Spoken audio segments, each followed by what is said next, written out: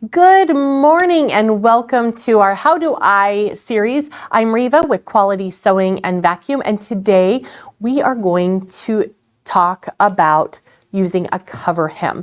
Now, a cover hem is really an awesome thing. If you look at the bottom hem of your t-shirt or the sleeves of a t-shirt, you're probably going to find 2 rows of stitching that still have a lot of stretch, and that is done on a cover hem machine. So now, how do you know if you have a cover hem machine? Well, if your machine has 4 threads and it can do a surging stitch, but it has no more threads than that, you probably do not have a cover hem. But if you have more than 2 threads, like 5 or even 8 spool holders, then you probably have a cover hem. But let's take a look at the needles right here in the front of the machine, and I want you to see the difference between the overlock or the serger side and the cover hem. On the right hand side here, there are a set of needles, and they are actually behind the left set of needles. The right set over here is for your serging. The needles on the left hand side are used for cover hem. Now, the cover hem works with the far left needles and the chain looper.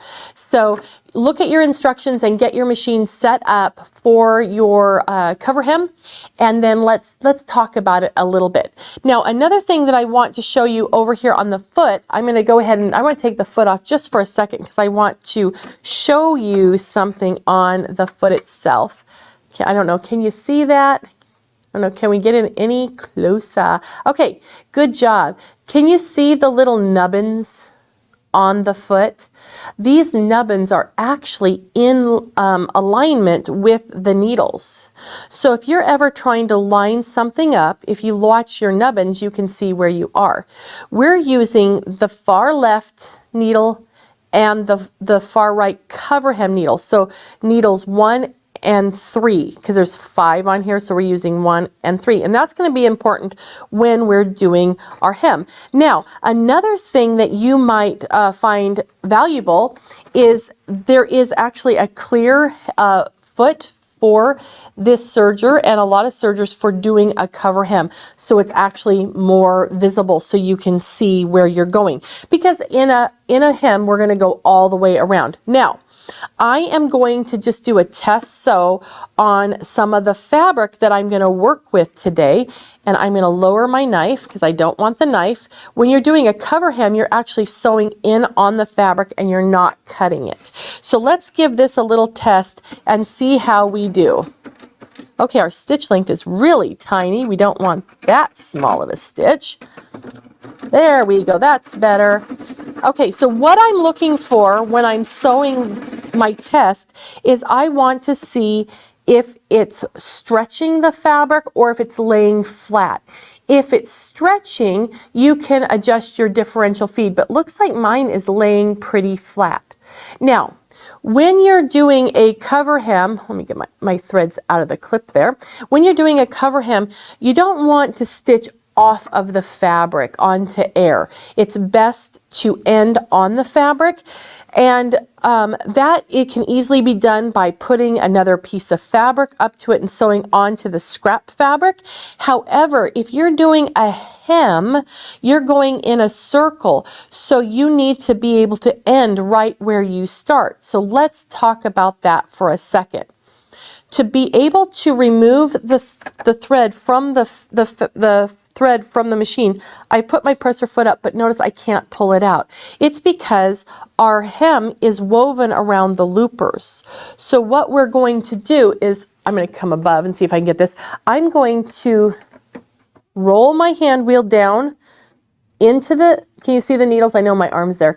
Down halfway and back up, and then that should release, and I'm going to give it a tug on the fabric here, and I'm going to have to come back a little bit more.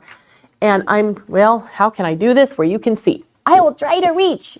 Okay, so I'm going to pull on it, just gently pull on it and come down and then come back up, and you'll hear it click, and then it releases off of those needles, and then we're going to be able to just pull it. Okay, let me get it back up. Okay, then we can give it a pull and we get our threads. Now, what you want to be cautious of when pulling is you want to kind of put your finger right on the threads and give it a tug, because otherwise it can unweave itself from the back, because the little threads, the chain stitch can very easily come unstitched. Okay, so now let's talk about another skill in using a cover hem. Is we don't want to just cut excuse me, cut these threads, because if we do, they will unravel. So what we want to do is come to the back side, find your thread right here, and give it a little tug. And then there's my loop. There's my red loop. Can you see it peeking through? And I'm going to grab my seam ripper right here, and I'm going to use this little point of the seam ripper to find the loop of that red thread. And then I'm going to just pull it to the back. Okay? Then over on this side, I see a black loop. So I'm going to put my seam ripper in that, and I'm not going to go so deep on the seam ripper that I actually cut the thread. I just want to pull it to the back. And in doing so, that makes it so we could then tie off the threads just with a knot. We can just knot them. So we can just come overhand, and I have 2 threads in one hand and 1 thread in the other, because we're only using 3 threads, and then just tie a knot. And then we will have that ready to go. Okay, then you can trim your threads. Okay, and that's how you would secure that. So that's a basic skill that you want to have so when you're doing your cover hem. Okay, so now let's talk about actually stitching a hem on our cover hem. So I've got some fabric here that I have created a hem. Okay, so we've got our little hem here, and I'm going to stitch it. I'm going to stitch around. Now, if this was a t-shirt, this would be a small t-shirt, so we're really not able to get in there. So I'm going to turn the shirt, or whatever it is, inside out, so the wrong side is down, and then I'm going to be stitching from the right side, and as we sew, we have the right side up. Okay? Now, if you have, this one only has 1 seam, and if you're working with a pant leg or a sleeve, start before a seam, so you're not starting right on a seam. You can start after the seam or before the seam. And if you're doing pant legs, do the inside seam, you know, the inner leg. Okay, so what I'm going to do is I'm going to find out how far I need to stitch my hem. So I'm going to kind of take a look at the width of my hem.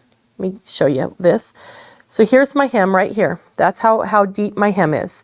And I'm going to look at my needles. There's the left needle, and there's that third needle. And so if I eyeball right here on this screw hole, that should give me a nice straight hem, and I will be straddling the raw edge. That's kind of the preferred thing, is to straddle that raw edge.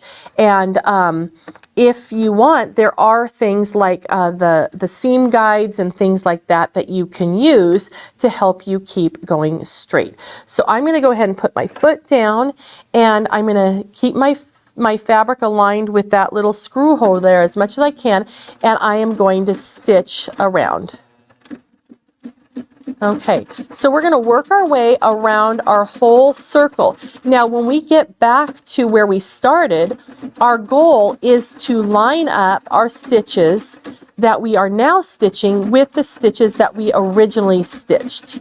So we're going to make our way around. Now, before I get too far, I'm going to go ahead and I'm going to take my seam ripper, and I'm going to find that red thread and give it a pull, and then I'm going to find that black thread and pull that to the back, so that way we have no tails on the right side.